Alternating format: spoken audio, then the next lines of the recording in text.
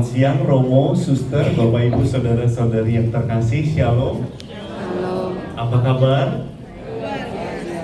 Apa lapar? Haus dan lapar akan firman Tuhan, amin. Puji Tuhan. Bapak Ibu, salam kenal, perkenalkan, nama saya Go Aditya. Kalau lihat dari tampang masih baby face ya. Bukan baby face, bukan ya.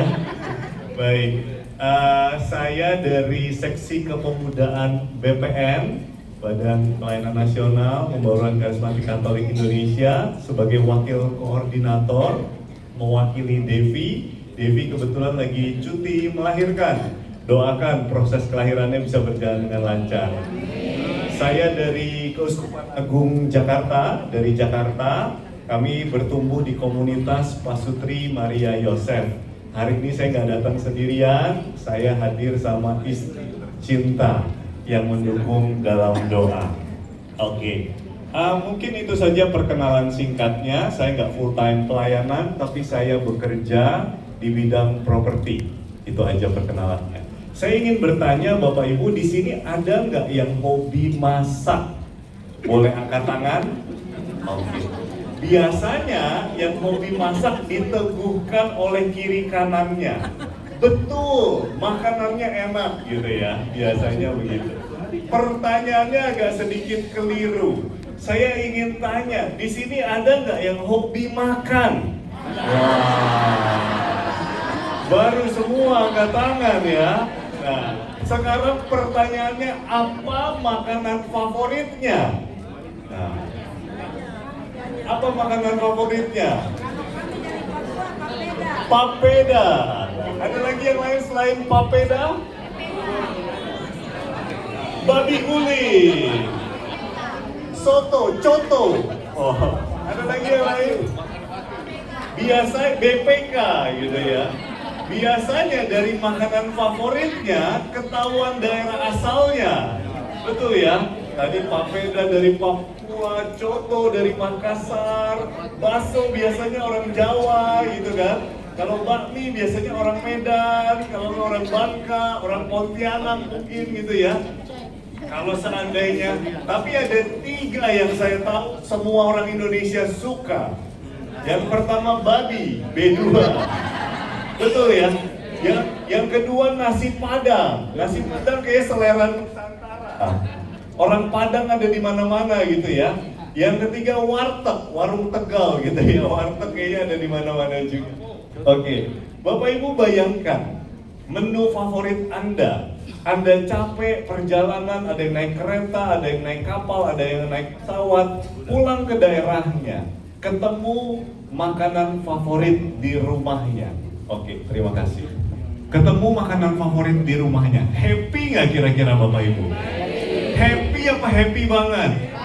Happy banget, puji Tuhan. Lalu di ruang makan Anda tiba-tiba temboknya nggak seperti ini. Temboknya transparan, tembus pandang. Apa yang terjadi? Ruang makan tetangga tiba-tiba ada kepiting asap. Oh, tiba-tiba ada makanan-makanan favorit lainnya. Masih tetap happy nggak? Happy-nya agak berkurang sedikit nih gitu ya. Kenapa? Karena kita bandingkan makanan kita, dapur kita sama dapur tetangga. Kabar buruknya adalah hidup kita sekarang dengan sosial media, dengan gampangnya kita bandingkan anak kita sama anak tetangga. Betul ya? Hidup kita, liburan kita sama liburan tetangga. Dan yang kita bandingkan cuma secuplik aja. Saya kemarin naik kereta dari airport ke stasiun Tugu, pemandangannya indah sekali. Ada gunung, akhirnya saya foto gitu kan. Tapi yang gambar gunung dan hijau-hijau itu cuma 5 detik mungkin dari 30 menit perjalanan. Teman-teman semua komen, wah bagus ya dan lain sebagainya, betul? Sosial media hanya menampilkan secuplik, tapi kita bandingkan yang tidak enak dalam hidup kita. Sosial media itu sangat berbahaya. Padahal Tuhan punya cerita buat setiap kita masing-masing. Amin. Tuhan punya rencana yang terbaik buat setiap kita masing-masing. Oleh karena itu tema kita hari ini, izinkan anak muda ini berbagi pengalaman. Kalau tadi Romo Wanta udah cerita yang berat-berat gitu ya, pengajarannya bagus sekali. Izinkan anak muda ini men-sharingkan bagaimana kesaksian hidup yang meneguhkan dan berdaya ubah. Mana pointer saya? Saking groginya lupa taruh di mana Bapak Ibu. Oke. Ini adalah slide dari gambaran dari sakramen perkawinan kami. Bapak Ibu, kami baru menikah awal tahun kemarin. Katanya lagi hot-hotnya gitu ya. Doakan Bapak Ibu, mohon dukung doa ya. Kami menikah tanggal 11 Januari 2025. Tanggal cantik katanya, tanggal favorit. Kebetulan pasangan istri saya dulu menetap di Singapura, saya di Jakarta. Jadi kita LDR cukup lama. Tiap beberapa lama bolak-balik airport. Berat di ongkos katanya gitu ya Bapak Ibu ya. Nah, ini adalah gambaran sakramen pemberkatan ketika kami menerimakan sakramen perkawinan. Kira-kira Bapak Ibu di sini saya lihat sangat pengalaman sekali. Ada yang udah nikahin anak, ada yang udah nikahin cucu gitu ya. Kira-kira persiapan pernikahan berapa lama Bapak Ibu? 1 tahun? 1 bulan? Ada yang lebih cepat lagi? Oke, betul. Kami mempersiapkan pernikahan 1 tahun sebelumnya. Kenapa? Karena persiapannya banyak sekali Bapak Ibu, betul ya? Dari yang besar-besar sampai yang detail-detail. Kira-kira yang paling penting dari persiapan perkawinan apa Bapak Ibu? Mental, duit, betul tentunya. Selain itu apa lagi? Doa, gedung, catering, baju, gaun dan lain sebagainya. Tapi buat saya pribadi, yang paling penting adalah sakramennya. Sehingga saya booking jauh-jauh hari 1 tahun sebelumnya. Kebetulan di gereja yang baru, besar, megah, dan kami paroki sana. Ada yang tahu daerah di Jakarta namanya Grogol? Rumah sakit jiwa Grogol gitu ya, bukan. Christophorus Grogol. Di mana itu gerejanya baru dibangun ulang karena sebelumnya kebanjiran. Sudah topping off, puji Tuhan akhirnya kami daftar di sana 1 tahun sebelumnya, bulan Januari. 1 bulan kemudian, bulan Februari, 14 Februari yang terjadi apa? Pilkada. Ketika itu pemilihan gubernur kalau nggak salah. Dan jalanan gerejanya nggak banjir, tetapi akses menuju gerejanya banjir besar. Akhirnya apa Bapak Ibu? Khawatir, takut, manusiawi ya, lumrah ya sebagai manusia. Khawatir baik nggak Bapak Ibu?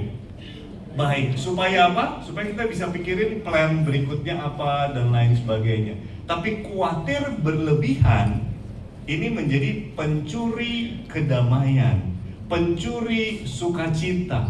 Menikahnya masih jauh-jauh hari, khawatirnya sudah dari hari itu. Berlebihan sekali. Di perikop perkawinan di Kana, dikatakan apa? Di situ ada Yesus, ada Ibu Yesus, ada murid-muridnya, dan kemudian dihadapkan pada satu peristiwa mereka kekurangan anggur. Dan itu yang kami alami Bapak Ibu. Sudah mempersiapkan baik-baik, tanggalnya bagus, jauh-jauh hari, tetapi mengalami satu tantangan. Bapak Ibu di sini sudah ikut Tuhan lama, sudah melayani lama, tapi akan selalu ada momen dalam tanda kutip mengalami kekurangan anggur. Dan ketika itu kami khawatir sekali berlebihan. Ada momen dalam hidup ini di mana ketika kita sudah berusaha, kayak tadi ya, Ibu bilang duit itu salah satu yang paling penting ya. Berdoa penting nggak? Penting. Tetapi selain berdoa, berusaha juga tentunya tidak kalah penting. Sehingga saya khawatir, saya berdoa, saya bingung, tapi life must go on. Hidup mesti jalan terus, akhirnya saya bekerja, saya berusaha melewati hari demi hari. Tetapi namanya bekerja kadang-kadang ada mentoknya. Betul ya? Udah melakukan yang terbaik kok hasilnya belum kelihatan. Sudah berusaha tapi kok hasilnya belum kelihatan. Tiba-tiba saya diingatkan sama ada satu pohon di depan rumah saya. Ketika itu kami baru pindah rumah, ketika dalam persiapan pernikahan ada satu pohon besar. Pohon besar ini saya siramin, daunnya berguguran. Saya nggak siramin, daunnya berguguran. Aneh ya? Kenapa ya? Apa salahnya ya? Maju kena, mundur kena, ibarat kata seperti itu. Tapi ketika itu saya belajar, mungkin salahnya bukan apa yang kita lakukan, tetapi waktunya yang salah. Dalam tanda kutip, ketika itu lagi musim panas, sehingga mau nggak mau harus berguguran dulu, sehingga tumbuhlah tunas-tunas daun-daun yang baru. Ketika itu perlu yang namanya bersabar, perlu yang namanya percaya sama waktu Tuhan. Kalau kita mau percaya sama waktu Tuhan, kita juga harus percaya sama cara Tuhan. Karena cara Tuhan seringkali melampaui akal manusia. Jalanku bukanlah jalanmu, rancanganku bukanlah rancanganmu. Saya berdoa, saya berusaha, hati ini kacau gitu kan, khawatir, deg-degan. Tiba-tiba praise and worship seperti tadi, Cece dari Makassar dengan baik memimpin PW. Saya PW di dalam hati di rumah. Lagi berdoa, tiba-tiba saya dapat satu gambaran gereja yang bagus, besar seperti kapal di daerah Pluit di Jakarta. Saya berangkat langsung ke sana dan kata sekretariat parokinya bisa kalau mau di sana. Tapi harus kembalikan dalam waktu 3 hari. Saya pikir itu bulan Mei Juni. Saya lagi mau pelayanan ke Singapura.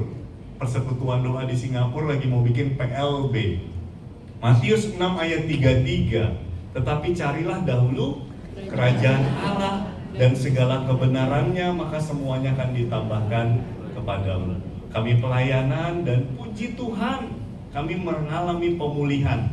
Kami juga terberkati, kami mengalami sukacita. Seninnya setelah retret, saya cerita sama istri, ini ada nih alternatif gereja. Stella Maris Pluit, gerejanya bagus, parkirnya luas. Oke lah, Selasa saya pulang, Rabu saya kembali ke sekretariat paroki. Apa yang terjadi Bapak Ibu? Loh, Mas, bukannya 3 hari lalu Mas baru ambil formulirnya? Dia bilang seperti itu.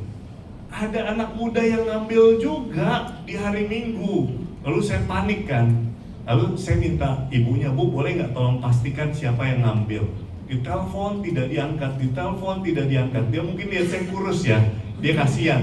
Mas makan siang dulu deh, nanti habis makan siang kembali lagi gitu kan. Ketika kembali lagi, singkat cerita dibilang mohon maaf, ini yang tadi ambil formulir, akhirnya langsung transfer saat itu juga. Karena mau nggak, kalau nggak mau ada yang ambil ya, akhirnya dia transfer saat itu juga. Waduh, hatiku saat itu Bapak Ibu, kenapa gitu kan, gara-gara telat nih, harusnya waktu itu ambil dulu, mulai menyalahkan diri sendiri gitu ya.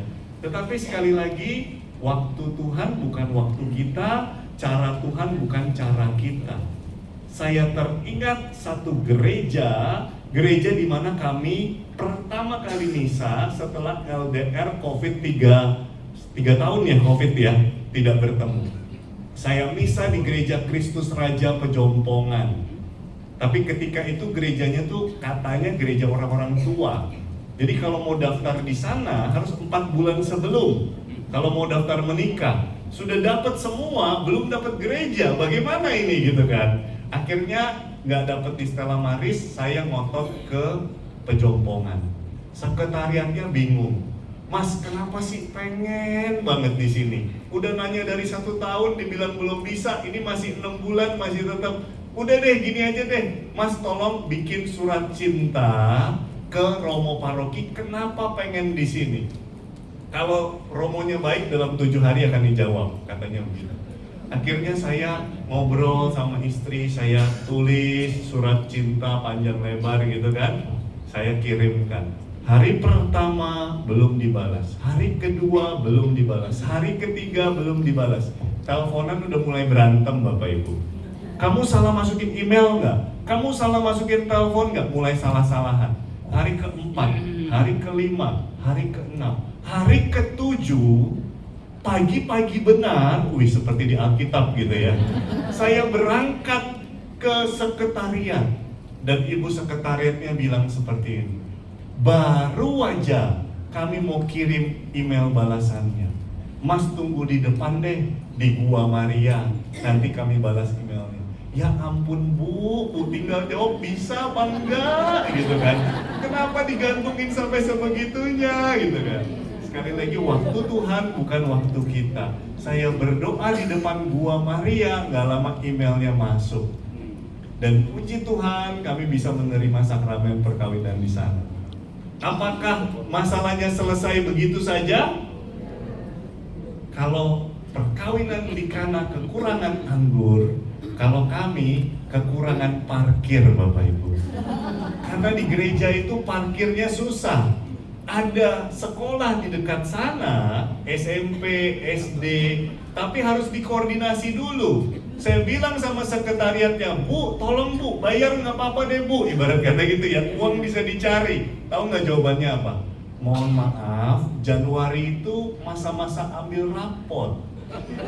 Baru anak-anak tuh baru masuk. Jadi kita baru bisa kasih kabar 1 minggu sebelumnya. Parkiran sekolah ini bisa dipakai atau tidak. Mau nggak mau saya galau lagi Bapak Ibu. Mau nggak mau saya khawatir lagi, gimana ini? Tapi saya cuma nurut aja, taat aja, percaya aja sama cara Tuhan, sama jalan Tuhan. Ketika itu, gitu kan, jauh sebelum kami menerimakan sakramen perkawinan, saya berusaha dengan pemikiran manusia saya pengen coba melamar kerja ke Singapura. Di Jakarta aja cari kerja susah ya Romo, Bapak Ibu gitu ya. Ini coba-coba ke Singapura. Ada kali saya kirim 100 lamaran. Hasilnya 0 besar Bapak Ibu. Interview dipanggil nggak ada. Di situ saya belajar. Kalau iman sebesar biji sesawi bisa memindahkan gunung. Iman yang benar, percaya bahwa iman sebesar biji sesawi bisa memindahkan gunung. Tetapi iman yang benar tetap percaya walaupun gunungnya belum pindah, atau walaupun gunungnya tidak pindah. Ketika itu saya bertanya-tanya, Tuhan kenapa ya, kok nggak bisa dan lain sebagainya.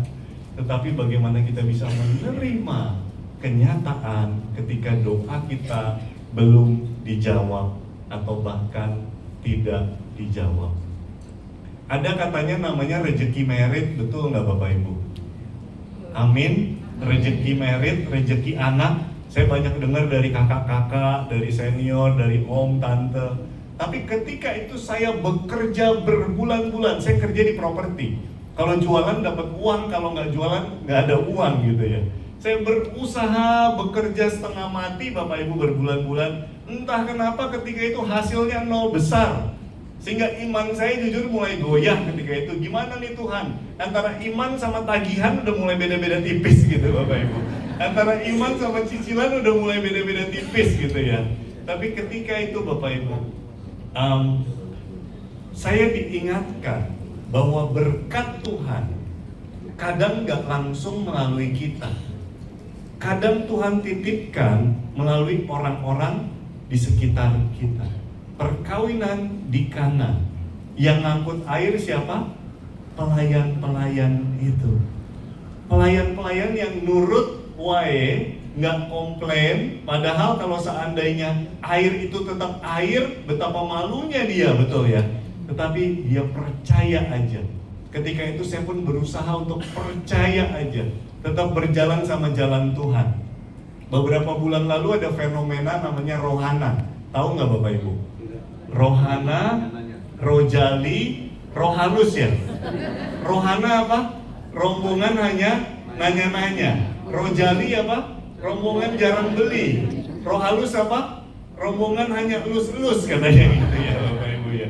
Ketika itu ada satu tim saya, kebetulan saya di kantor jadi leader, menghandle beberapa orang tim. Kalau mereka jualan, saya ada dapat off riding sedikit lah gitu Bapak Ibu gitu ya. Nah ada satu tim saya ini tergolong rombongan rohana. Dari bertahun-tahun rohana, nanya-nanya aja, dari 10 yang dia tanya, 10 kagak beli Bapak Ibu. Dan bukan cuma itu, dia mau jawabannya saat itu juga. Ini yang kadang-kadang nggak ngeselin ya. Maunya cepet, maunya jelas, tapi ujung-ujungnya nggak jadi beli. Sampai akhirnya Sabtu siang, saya lagi mau istirahat gitu ya, saking capeknya kerja dan lain sebagainya. Dia telepon saya, dalam hati saya rohana nih, gitu kan. Ini ada investor dari China mau datang ke Batang, Semarang ya, Jawa Tengah ya. Ini mau beli gudang, kamu bisa nggak tolong cari tahu sekarang juga? Senin dia mau survei. Bayangin Bapak Ibu, Sabtu, Minggu, tanggal merah, kantor tutup, kantor pemasaran tutup, gimana caranya? Selang 1 jam dia telepon lagi, gimana? Udah bisa belum? Selang 1 jam dia telepon lagi, ya ampun, kayak tukang kartu kredit gitu ya. Kayak saya ngutang kartu kredit. Tapi ketika itu barang siapa setia sama perkara-perkara kecil, ia akan dipercayakan sama perkara-perkara besar. Saya coba aja, jalanin aja. Singkat cerita dapat Senin survei, apakah jadi beli? Menghilang begitu saja Bapak Ibu.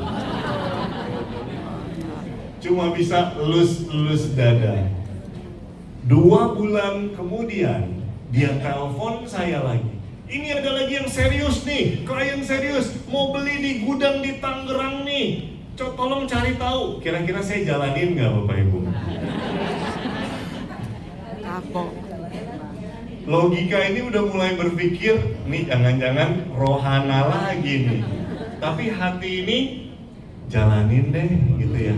Coba deh, nggak ada salahnya gitu kan. Akhirnya karena didukung Bapak Ibu, saya jalanin gitu. Sambil elus-elus dada. Bapak Ibu tahu nggak apa yang terjadi? Klien ini bukan cuma beli 1 unit, klien ini bukan cuma beli 2 unit, klien ini bukan cuma beli 3 unit. Kalau saya nggak salah, kliennya beli 5 atau 6 unit Bapak Ibu. Tahu nggak kliennya siapa? Kliennya suami dia sendiri Bapak Ibu. Jadi suaminya, company-nya baru IPO, dapat dana segar, sehingga dananya harus dibelikan aset berupa properti. Saya bilang, cara Tuhan tidak terselami. Kadang-kadang Tuhan suka bercanda. Kadang-kadang Tuhan titipin berkat melalui orang-orang yang ngeselin kita gitu loh. Yang menguji iman kita dan kesabaran kita. Saya bilang, wow Tuhan luar biasa. Saya belajar sesuatu. Dan amount-nya, besaran yang masuk ke rekening saya Bapak Ibu, jumlahnya persis seperti cicilan yang saya harus bayar bulan ini. Jadi semakin yakin kalau pertolongan Tuhan tepat waktu, pertolongan Tuhan iya dan amin gitu ya. Saya bilang luar biasa, Tuhan begitu baik, Tuhan begitu besar. Saking serunya semangat saya lupa mau lanjut cerita apa lagi habis ini Bapak Ibu. Saya lihat contekan dulu sebentar ya. Baik. Ketika itu saya bilang, wah Tuhan begitu luar biasa, Tuhan begitu baik. 1 Korintus 2 ayat 9. Apa yang tak pernah dilihat mata, yang tak pernah didengar telinga, yang tak pernah timbul di dalam hati, semua disediakan Allah. Amin? Amin. Semua amin. Lupa ada lanjutannya. Lanjutannya apa? Bagi mereka yang mengasihi Dia. Pertanyaannya, kita mengasihi Dia apakah hanya ketika kondisi baik-baik aja, atau ketika kita belum bisa lihat apa-apa kita tetap berusaha untuk mengasihi Dia? Itu menjadi satu permenungan buat saya pribadi untuk tetap percaya sama waktu Tuhan, percaya sama jalan Tuhan. Singkat cerita, 11 Januari kemarin, puji Tuhan kami melangsungkan pernikahan di usia saya yang ke-35 tahun Bapak Ibu. Terlambat nggak Bapak Ibu? Tidak ada kata terlambat, terima kasih penghiburannya Bapak. Banyak yang bilang telat soalnya meritnya. Ada yang bilang kok belum merit, anak gua udah 2, cucu belum lah. Teman-teman saya udah SMP dan lain sebagainya. Setelah merit ada apa lagi Bapak Ibu? Sebelum merit ditanya kapan merit. Setelah merit ditanya kapan Punya anak. Gitu ya. Dan kebetulan dekat sekolah, dekat mall, dekat rumah saya pamerannya udah mulai pameran sekolah anak gitu ya Bapak Ibu. 6 bulan setelah kami menikah, saya lagi hobi main pedal Bapak Ibu. Sama istri juga suka olahraga main pedal. Pulang main pedal, malam makan, tiba-tiba istri bilang, ini kita 6 bulan pernikahan, ini ada kado. Dikasihlah test pack Bapak Ibu. Garisnya 2. Ketika itu saya bingung mau senyum atau mau lihat argo sekolahan berapa nih sekarang gitu ya. Dari dulu setiap kali ditanya Tuhan, setiap kali ditanya orang, saya selalu jawab, ya kalau dikasihnya Tuhan, kita nggak nunda, nggak apa, kalau memang Tuhan percayakan, kita percaya waktu Tuhan yang terbaik. Tapi ketika itu saya baru tahu ternyata seperti ini rasanya gitu ya. Saya deg-degan, bulan Juli. 1 bulan kemudian, bulan Agustus, kita cek dokter yang kedua. 29 Agustus, saya ulang tahun yang ke-36 Bapak Ibu. 22 Agustus, 1 minggu sebelumnya, kami cek ke dokter. Dan ketika kami cek ke dokter, di situ di USG ya katanya ya, USG. Dicek, diinfokan kalau seandainya kantong kehamilannya tidak berkembang. Sehingga mau 9 minggu mungkin ya, kurang dari 9 minggu. Sehingga mau nggak mau kata dokter cukup minum obat aja, nggak perlu dikuret dan harus dikeluarkan. Ketika itu perlu waktu bagi kami 1-2 hari untuk mencerna, untuk menerima, untuk memproses. Mau dibilang sedih, ya sedih, dibilang campur aduk deh rasanya Bapak Ibu. Tapi sekali lagi saya diingatkan, iman yang besar sebesar biji sesawi bisa memindahkan gunung. Tetapi iman yang benar tetap percaya walaupun gunungnya belum pindah. Ketika itu saya cuma berpegang pada itu, untuk percaya sama waktu Tuhan, untuk percaya sama jalan Tuhan. Musim akan selalu berganti di dalam hidup kita, tetapi kasih Tuhan tetap abadi. Dia Tuhan yang setia, Dia Tuhan yang akan selalu menolong kita apapun yang terjadi. Bapak Ibu sudah teruji waktu, mengenal PD, mengenal karismatik sudah bertahun-tahun. Hari ini saya ajak untuk mengingat kembali momen apa, cerita apa. Tadi saya menceritakan cerita saya, tetapi Bapak Ibu juga punya momen masa di mana ditolong Tuhan. Hari ini saya akan ajak teman-teman pujian untuk menyanyikan lagu ini. Bapak Ibu boleh ikut, tapi di dalam hatinya merenungkan musim apa di dalam hidup Anda di mana Tuhan begitu setia menolong. Kadang-kadang sudah lama pelayanan kita lupa momen-momen di mana Tuhan begitu mengasihi kita. Kita tundukkan kepala sebentar di siang hari ini. Kita mau berdoa, kita mau naikkan lagu ini sebagai refleksi dan juga sebagai lagu doa kita.